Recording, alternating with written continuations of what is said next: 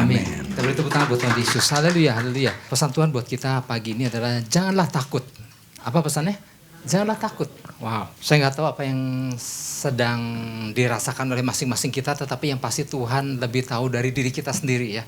Jadi ketika Tuhan berkata jangan takut, berarti mungkin ada sesuatu yang ditakutkan. Ya saya juga nggak tahu ya. Oke. Yesaya 41 ayat 13. Saya mau ajak kita baca bersama-sama satu ayat ini. 1, 2, 3. Sebab aku ini Tuhan Allahmu, memegang tangan kananmu dan berkata kepadamu, janganlah takut, akulah yang menolong engkau. Katakan amin. Ya. Seperti yang kita sering dengar ya, bahwa rasa takut itu ada beberapa jenis ya. Ada yang disebut emotional fear, ya, takut secara emosional, dan ini rasa takut yang wajar ya. Seperti sama halnya ketika Tuhan kasih rasa ngantuk, rasa lapar, ini adalah salah satu bentuk rasa takut yang normal sebagai manusia ya. Karena ini merupakan naluri yang dibutuhkan manusia, yang perlu dimiliki manusia sebagai makhluk hidup ya. Sangat berbahaya sekali kalau manusia nggak punya rasa takut, Bapak Ibu Saudara ya. Orang dapat terjun dari ketinggian dari atas ke bawah demi untuk sampai turun ke bawah dengan cepat, maka yang dilakukan dia lompat ya. Padahal itu akan sangat membahayakan. Kenapa? Nggak ada rasa takut. Nah, tapi bersyukur Tuhan kasih rasa takut secara yang tadi, level tadi ya. Jadi dapat menghindari manusia dari tindakan-tindakan berbahaya yang memang itu yang Tuhan taruh di dalam diri manusia. Tapi ada ketakutan yang kita sering dengar juga adalah spiritual fear ya. Ketakutan yang sengaja ditaruh ditebar si musuh, intimidasi ya, sehingga orang dikuasai oleh ketakutan. Ini disebut ketakutan spiritual. Ini menjadi sesuatu yang gak sehat dalam diri manusia, gak sehat dalam diri orang percaya, sehingga menjadi penghalang bagi orang percaya di dalam apa? Di dalam melakukan sesuatu yang besar, menjadi penghalang bagi orang percaya di dalam mencapai tujuannya Tuhan. Kenapa? Ada rasa takut yang jenis ini ya, spiritual fear. Nah, gak sedikit mereka yang dihinggapi jenis rasa takut ini akhirnya apa? Melumpuhkan dirinya sendiri. Dan ini yang dikehendaki oleh si musuh kan. Nah, udah habis lah. Bahkan kehilangan orang yang mengalami jenis ini, kehilangan kemampuan untuk hidup dan bertumbuh secara sehat di dalam Tuhan. Nah, oke. Saya akan menjelaskan latar belakang Yesaya 41. Rasanya kita gak asing Yesaya 41, Bapak Ibu Saudara. Sebagai latar belakang ya. Perkataan ini yang Tuhan katakan melalui Nabi Yesaya, sebab aku ini Tuhan Allahmu, memegang tangan kananmu dan berkata kepadamu, janganlah takut, akulah yang menolong engkau. Nah, ini merupakan perkataan-perkataan Tuhan melalui Nabi Yesaya diucapkan kepada bangsa Israel. Waktu itu bangsa Israel di mana? Waktu itu bangsa Israel di tanah pembuangan di Babel. Ya. Tapi ucapan ini adalah ucapan seperti seorang bapak yang mengatakan kepada anak-anaknya laki-laki, kepada anak-anaknya perempuan untuk, ayo jangan takut. Ya. Dia mengatakan ini kepada umat Israel yang ada jauh di pembuangan, ya, nggak tahu persis, ratusan mil mungkin jauhnya dari tanah air mereka. Kemudian mereka menjalani sebuah kehidupan di pembuangan, di dalam penindasan, ya, penindasan di negeri asing. Bangsa Babel telah menghancurkan banyak hal, ya, yang adalah milik Israel kan. Bait Allah dihancurkan, benteng-bentengnya dihancurkan, kota-kotanya dirusakkan, dibakar, dan lain-lain. Dan mereka dibuang ke Babel. Nah, sehingga ini selama masa-masa pembuangan yang sudah berjalan beberapa puluh tahun ini, timbullah rasa di hati bangsa Israel bahwa kayaknya Tuhan udah meninggalkan kita gitu ya. Apakah kayaknya Tuhan udah gak peduli lagi sama kita, kata bangsa Israel kepada sesamanya. Kayaknya Tuhan telah meninggalkan mereka. Ya. Jadi bayangkan Bapak Ibu Saudara menderita di wilayah musuh selama berpuluh tahun tanpa melihat lagi Tuhan berkarya, sehingga mereka merasa kayaknya mereka benar-benar udah ditinggal sendiri. Ya. Tapi lewat seruan Nabi Yesaya ini, Tuhan mau meyakinkan mereka dan menanggapi ketakutan mereka, ya, yang bangsa Israel alami di masa-masa itu di bawah penguasaan Babel. dengan mengatakan lewat Nabi Yesaya, jangan takut, aku akan menolongmu. Wah, ini luar biasa. Bahkan Bapak Ibu Saudara, kalau kita perhatikan di Yesaya 41 ayat 10, 13, 14, itu 3 kali berturut-turut Tuhan mengatakan jangan takut. Janganlah takut. Ini di ayat 10 yang terkenal yang kita sering kutip. Janganlah takut sebab aku menyertai engkau. Janganlah bimbang sebab aku ini Allahmu. Aku akan meneguhkan, bahkan akan menolong engkau. Aku akan memegang engkau dengan tangan kananku yang membawa kemenangan. Ini ayat 10, ayat 13 yang tadi. Nah ayat 14. Ayat 14 sama. Janganlah takut, hai si cacing Yakub, hai si ulat Israel. Kenapa disebut si cacing Yakub, si ulat Israel? Karena mereka udah merasa mereka udah bukan siapa-siapa. Udah gak ada harganya, udah begitu kecil. Di negeri pembuangan, tapi Tuhan bilang, jangan takut hai cacing. Jangan takut hai si ulat Israel, aku yang menolong engkau. Demikian firman Tuhan yang menebus engkau, ialah yang Maha Kudus Allah Israel. Jadi Tuhan sampai perlu mengulang beberapa kali untuk meyakinkan kepada bangsa Israel, jangan takut. Ya. Nah, seperti apa kalau gitu pertolongan Tuhan? Jadi di Yesaya 41 ini menjelaskan bagaimana cara Tuhan tolong mereka. Tuhan akan bangkitkan mereka kekuatan yang baru. Yang tadinya mereka di bawah kungkungan bangsa Babel, ada di satu titik kalau Bapak Ibu Saudara baca di pasal 41, maka di bagian akhirnya ada kekuatan yang baru, yaitu bahwa melalui pemerintahan, melalui bangsa yang akan setelah Babel ada bangsa Persia, yaitu Raja Kores. Nah, lewat Kores lah bangsa Israel suatu hari akan dipulangkan dari pembuangan.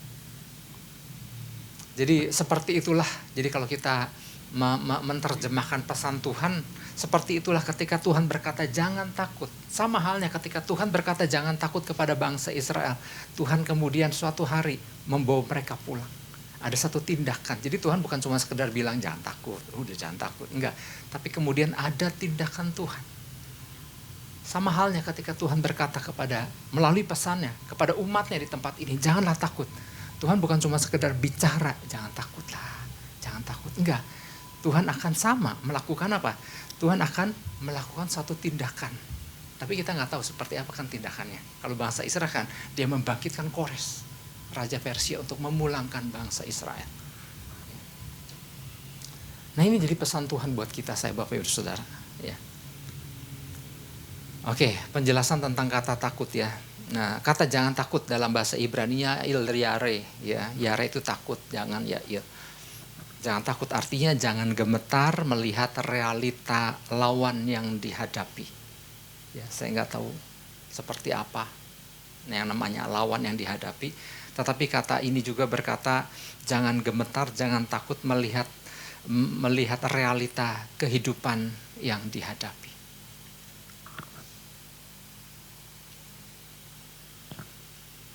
Nah ini menjadi pesan Tuhan buat kita ya. Entah apa yang sedang masing-masing kita alami atau hadapi hari-hari ini, atau mungkin sesuatu tentang hari-hari ke depan yang mungkin sedang dipikirkan, yang mungkin sedang digumulkan. Tapi yang pasti Tuhan maha mengetahui, katakan maha mengetahui. Tuhan tahu sekali, bahkan Tuhan lebih tahu daripada diri kita sendiri. Tuhan maha mengetahui dan ia lebih mengetahui dari diri kita ya. Satu kalimat singkat dari Tuhan bagi kita ketika dia melihat kondisi umatnya atas segala situasi yang dihadapi, Tuhan mengatakan janganlah menjadi takut. Katakan amin. Ya. Sama seperti ketika Tuhan menyampaikan melalui Nabi Yesaya kepada bangsa Israel di masa itu. Demikian Tuhan menyampaikannya kepada kita, Bapak Ibu Saudara. Ya. Kalau waktu itu ada Tuhan membangkitkan Kores, saya nggak tahu apa ya tindakan yang Tuhan lakukan. Tapi yang pasti Tuhan bukan sekedar mengatakan janganlah takut, hanya sekedar itu enggak. Ya. Tapi ia juga menjanjikan pertolongan. Ya. Nah, beberapa hal yang perlu kita pahami berkaitan dengan pesan janganlah takut ini bagi kita. Ya, beberapa hal yang perlu kita pahami. Jadi kalau kita menerima satu pesan, jangan berarti cuman, yes Tuhan bilang jangan takut. Ya apa cuman itu aja, nah maka kita lihat ayatnya. Gitu. Nah beberapa hal yang perlu kita pahami. Yang pertama, ada pribadi Tuhan yang seharusnya menjadi fokus kita. Ada pribadi Tuhan yang seharusnya menjadi fokus kita. Jadi, nah ini menarik Bapak Ibu Saudara. Tadi kan saya munculkan 3 ayat yang Tuhan mengatakan jangan takut berturut-turut. Makanya kalau punya Alkitab berbentuk buku tuh enak membandingkannya, ngejajarinnya. Perhatikan gak ada ciri khas. Kalau saya tadi kan ayat yang mendasari pesan ini kan Yesaya 41 ayat 13. Saya baca, sebab aku ini Tuhan Allahmu, memegang tangan kananmu dan berkata kepadamu, janganlah takut, akulah yang menolong engkau. Kalau kita baca satu ayat ini masih belum menangkapnya mana, tapi kalau kita menjejerkan 3 ayat di mana Tuhan berkata sekali lagi janganlah takut, janganlah takut. Semuanya Tuhan menekankan sebab aku ini. Wow, yang seringkali kurang diperhatikan. Yang lebih diperhatikan adalah jangan takut. Betul sih Tuhannya sendiri yang berbicara, tetapi siapa yang berbicara? Ya. Umumnya orang akan menjadi lebih tenang, menjadi lebih percaya, lebih berani melakukan ketika ada suatu nama yang disebutkan sebagai penjamin. Ya, misalnya ketika kita melihat ada seseorang anak membawa sesuatu, kamu mau bawa kemana itu panci? Aku disuruh mama. Oh, oke. Dia menyebutkan satu nama. Oh, berarti ya mamanya pasti nyuruh dia melakukan itu. Ada nama.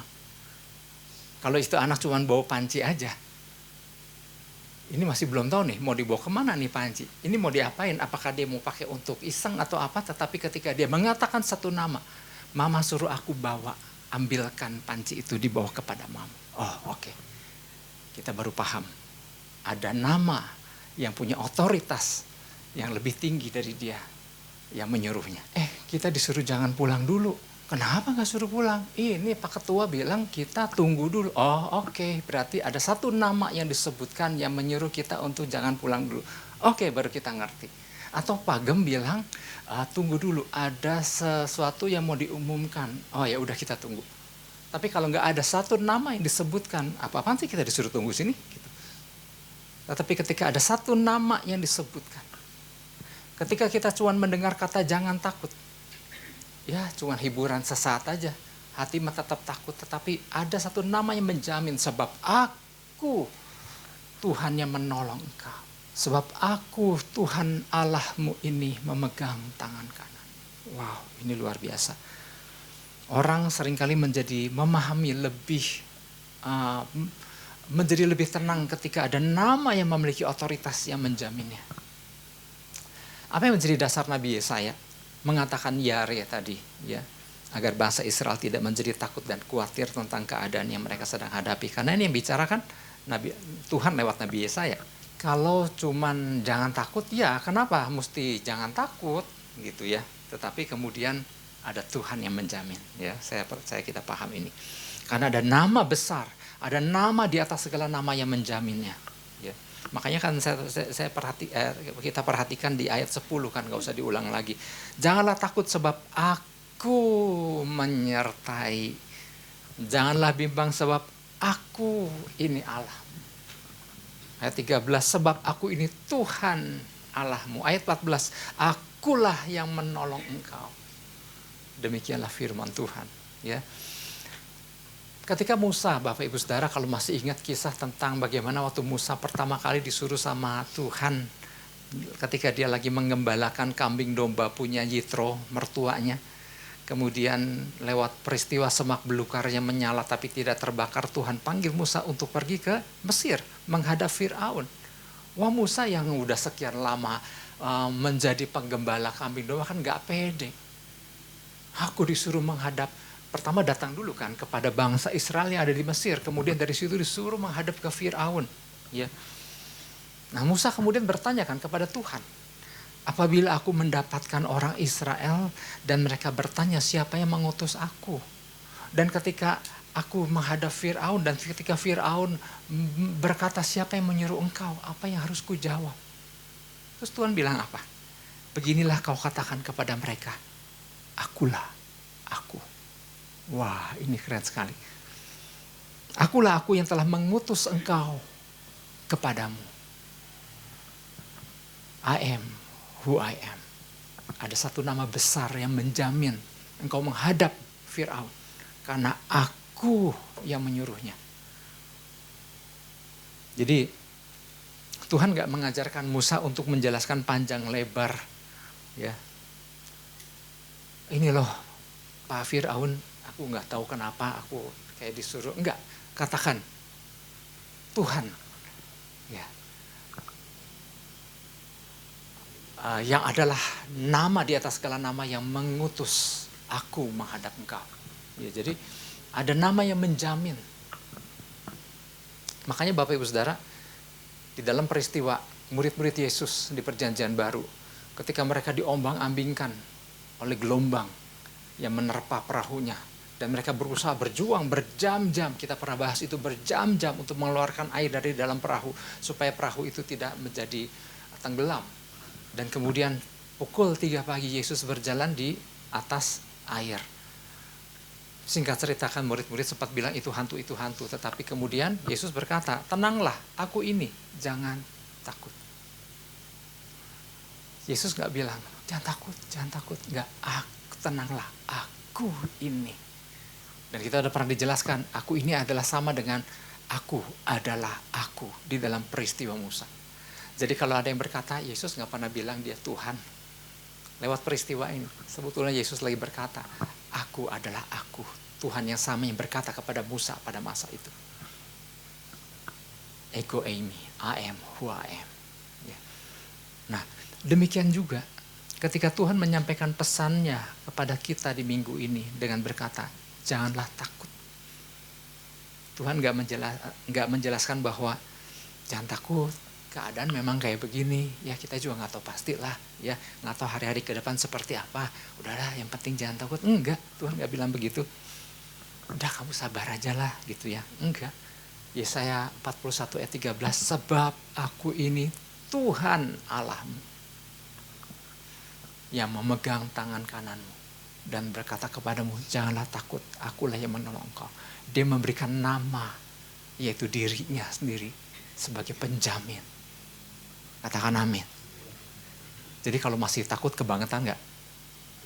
Kebangetan. Karena Tuhan bilang, aku yang jamin.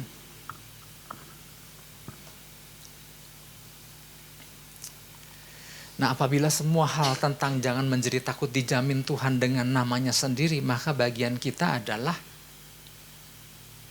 yuk bangun keterhubungan sama Tuhan dan pengenalan akan Tuhan. Kadang-kadang gini kan, saya udah menjelaskan demikian luar biasa, ada nama yang menjamin kita. Nah, kalau orang yang gak pernah bangun hubungan sama Tuhan, ya takut, tetap takut aja. Ya. Tapi ketika ada jalinan keterhubungan dengan Tuhan, maka rasa kagum kita sama Tuhan itu semakin luar biasa. Jadi kalau begitu Tuhan berkata janganlah takut, aduh itu Tuhan nyampaikan jangan takut. Gak sepatutnya kita takut karena nama besar itu yang mengatakannya kepada kita. Maka dibutuhkan adalah bangun keterhubungan dan pengenalan akan Tuhan. Tuhan yang mana? Tuhan yang dahsyat. Yesus Kristus yang kita sembah itu. Jadi kita ketika Tuhan menyampaikannya dan dia menjamin dengan namanya, maka ada rasa tenang dan takjub kita kepada pribadi yang mengatakannya.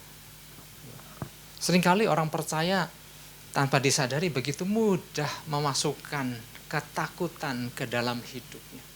Ya, membiarkan ketakutan menguasai dan kemudian menghabiskan waktu sekian lama untuk mengeluarkan ketakutan dari dalam dirinya. Kan gitu kan, kurang lebih siklusnya kan begitu kan. Rasa takut dibiarkan masuk, kemudian bercokol, ketakutan, kemudian minta sama Tuhan, tolong Tuhan supaya aku jangan takut. Di Alkitab katanya ada 365 kata jangan takut. Artinya memang setiap hari kita jangan menjadi takut. Artinya jangan kita membuka sedikit pun pintu bagi ketakutan. Itulah sebabnya bukan cuma sekedar mendengar pesan jangan takut, tetapi adakah hubungan yang kita bangun hari lepas hari. Nah, sekarang kuncinya adalah gini, sejauh mana kita menghargai dan mengenal nama atau pribadi Tuhan tersebut. Ya. Ada satu pribadi, ada satu orang yang namanya Daud, ya, yang begitu sangat mengenal nama Tuhan, yang sangat mengenal Tuhannya. Ya, kenapa? Karena dia membangun hubungannya hari lepas hari sama Tuhan. Adakah ketakutan mencoba menyerang Daud? Ada di dalam perjalanan-perjalanan hidupnya. Banyak ancaman yang membuat dirinya supaya menjadi takut. Oh, banyak sekali Bapak Ibu Saudara. Dikejar-kejar mau dibunuh apa nggak takut itu. Singa dan beruang mengambil domba, kambing domba yang dia gembalakan. Ada ancaman. Tetapi hasil daripada hubungan yang Daud bangun sama Tuhan. Mazmur 56 ayat 4. Waktu aku takut, aku ini percaya kepadamu. Dia gak membiarkan rasa takut itu masuk dan menguasai dirinya. Kenapa? Karena ada jalinan. Pengenalan akan Tuhan yang terus dia bangun. Waktu aku takut, aku ini percaya kepadamu. Jadi artinya Daud tidak membiarkan sedikit pun rasa takut dan ragu melintas di hati dan pikirannya. Ketika ia takut, ia langsung datang sama Tuhan. Ketika ia khawatir, ia merenungkan janji-janji Tuhan. Ketika cemas, ia merenungkan firman Tuhan. Jadi Daud tidak membiarkan ada rasa takut boleh masuk ke dalam dirinya. Hal yang sama pula yang Tuhan mau kita lakukan di saat keraguan. Berbagai keraguan, ketakutan apapun yang mencoba menghinggapi. Tuhan mau kita senantiasa menguatkan kepercayaan kita dengan selalu dekat dan bersekutu dengan Dia.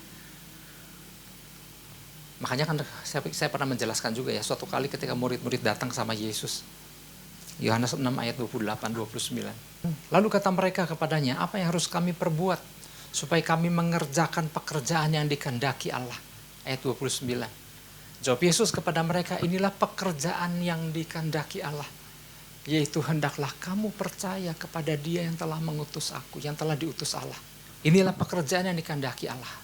Saya pernah menjelaskan, Ibu Muti juga pernah menjelaskan juga, inilah pekerjaan yang dikehendaki Allah. Jadi supaya terus dapat menjadi percaya, Tuhan pakai kata inilah pekerjaan. Ergon yang dipakai. Ya. Yesus menggunakan kata pekerjaan atau ergon untuk menguatkan iman.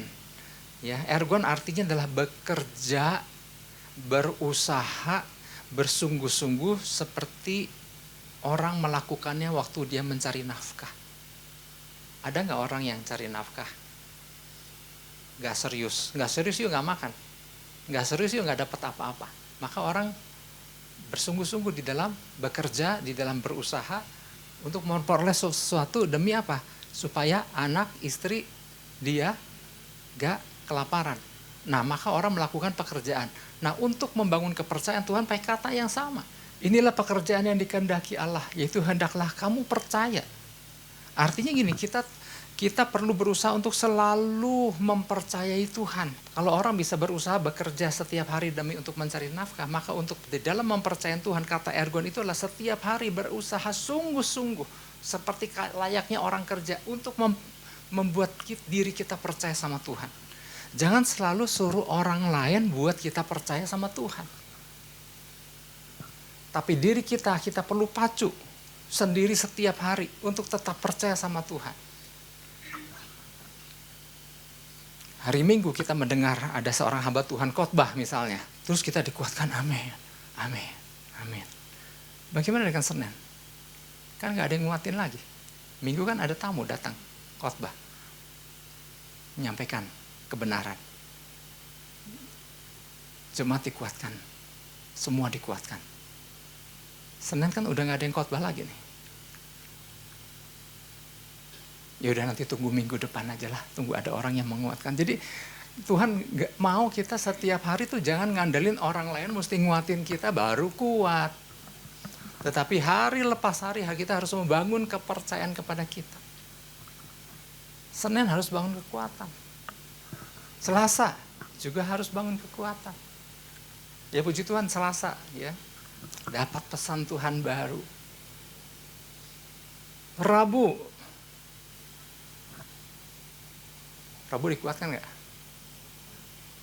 Harusnya dikuatkan. Rabu itu di Komsel adalah bagaimana supaya pesan yang disampaikan di hari sebelumnya tuh dapat dicerna, dapat lebih mendarat lagi, didiskusikan. Harusnya Rabu dikuatkan nggak? Harusnya Rabu dikuatkan. Harusnya Rabu belajar sesuatu enggak? Hasil Selasa kita nangkap sesuatu, harusnya Rabu jadi lebih ngerti enggak? Harusnya Rabu jadi lebih ngerti. Terus Kamis. Ya Kamis sudah nggak ada acara apa-apa, lemah lagi. Jumat lemah, Sabtu lemah misalnya. Tapi Tuhan mau setiap hari, ergon itu setiap hari. Sehingga gini, nggak ada ruang untuk ketakutan. Karena musuh kerjanya itu akan menebar selalu ketakutan. Karena dia tahu, orang percaya kalau takut, dia hidup dalam ketakutan maka lemah. Maka mandek hidupnya. Seperti itulah Tuhan menggunakan kata ergon. Seperti orang yang bersungguh-sungguh bekerja mencari nafkah. Karena apa?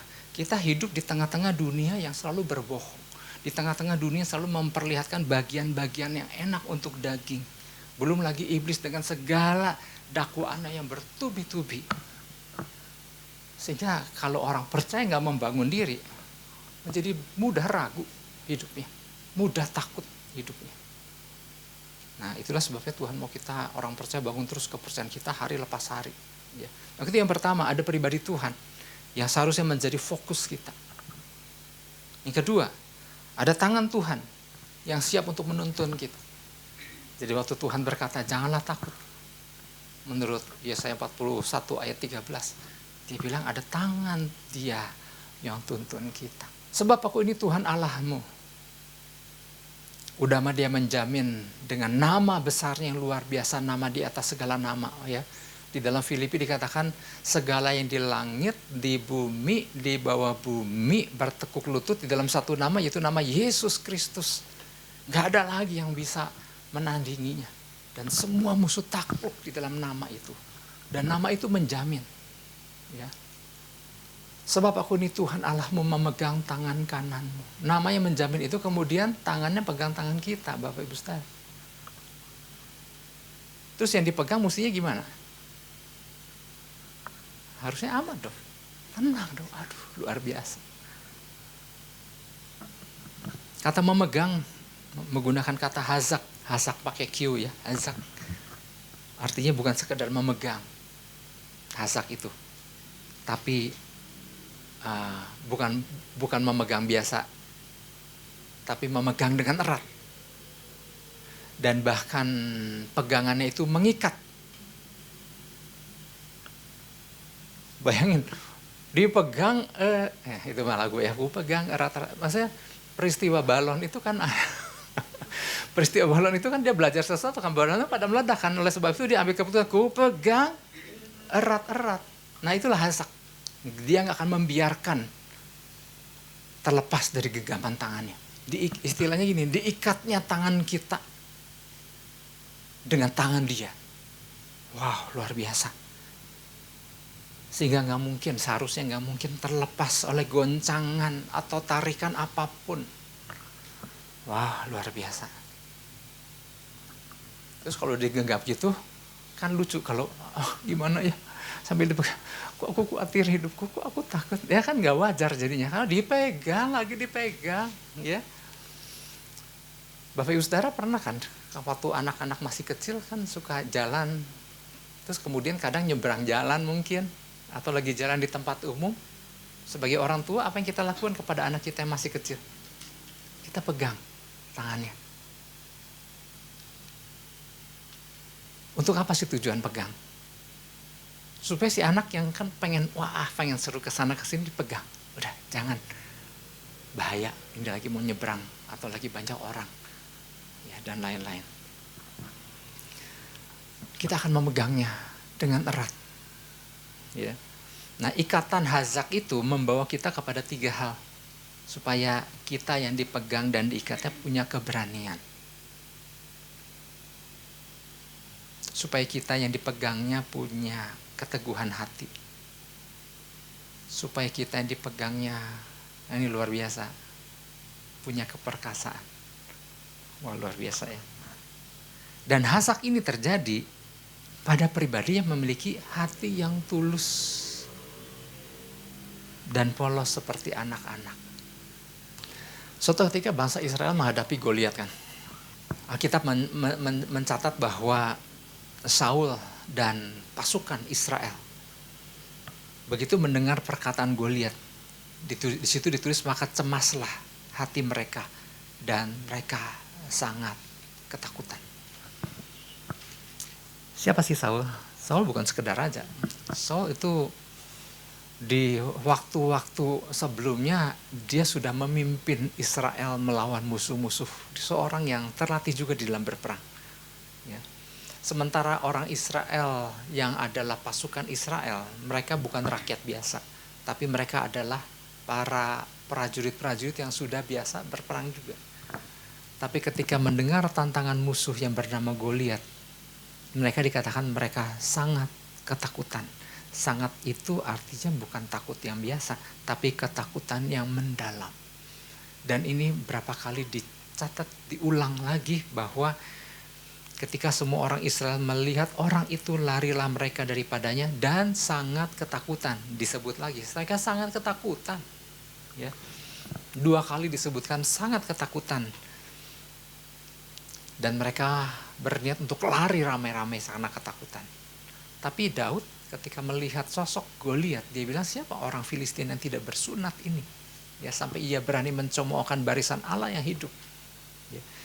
Nah, inilah perkataan yang diucapkan Daud. Daud juga dengar tantangan Goliat, ya. Tapi respon Daud berbeda. Saul dan tentaranya lari, tapi Daud yang bukan tentara, yang bukan raja, yang nggak biasa berperang, ia hanya seorang penggembala domba, tapi begitu berani mengatakan siapa orang Filistin yang tidak bersunat ini. Apa yang membuat Daud berbeda dalam menghadapi tantangan itu? Pengenalan Daud akan Tuhan itu loh, ya, begitu kuat, sehingga iman percayanya kepada Tuhan itu begitu mengakar, Bapak Ibu Saudara. Ya. Ia begitu percaya penuh bahwa yang ia percaya adalah Tuhan yang memegang tangannya dan yang berkata, jangan takut. Dan kita tahu kan selanjutnya bagaimana Daud menghadapi Goliat. Dia hanya cuma ngandelin, engkau mendatangi aku dengan pedang, tombak, dan lembing, tapi aku mendatangi engkau dengan nama Tuhan, Allah semesta alam. Wow, ini luar biasa Bapak Saudara. Kenapa? Dia nggak sekedar, saya pernah sampaikan ya, dia nggak sekedar memakai nama Tuhan, aku datang dengan nama Tuhan semesta alam. Allah segala barisan Israel yang kau tantang, itu enggak, bukan sekedar mengucapkan, tapi kenapa? Dia punya hubungan, dan ini membuat dia begitu yakin menghadapi Goliat karena Tuhannya itu yang menyertai dia. Ada Tuhan yang memegang tangan kanannya. Nah, oleh sebab itu, mari Bapak Ibu Saudara, apapun kondisi yang sedang kita hadapi, saya nggak tahu ya, maupun hari-hari ke depan yang kita juga nggak tahu apa yang akan terjadi. Tapi Tuhan mengatakan kepada kita, janganlah takut. Artinya ya memberikan dirinya sebagai jaminan, katakan amin. Ya, ada tangan kuat Tuhan yang siap dan selalu memegang kita. Yang dibutuhkan adalah yuk terus bangun keterhubungan sama Tuhan sehingga kita merasakan tangannya sedang pegang kita. Sehingga kita memahami waktu Tuhan menyampaikan pesannya, dia lagi berbicara kepada kita secara pribadi, jangan takut.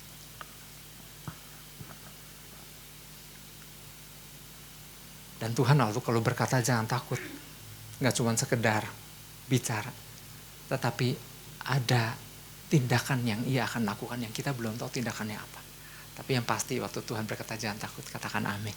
Ya, bangun terus keterhubungan yang mau katakan amin. Kita beri tepuk tangan buat Tuhan Yesus.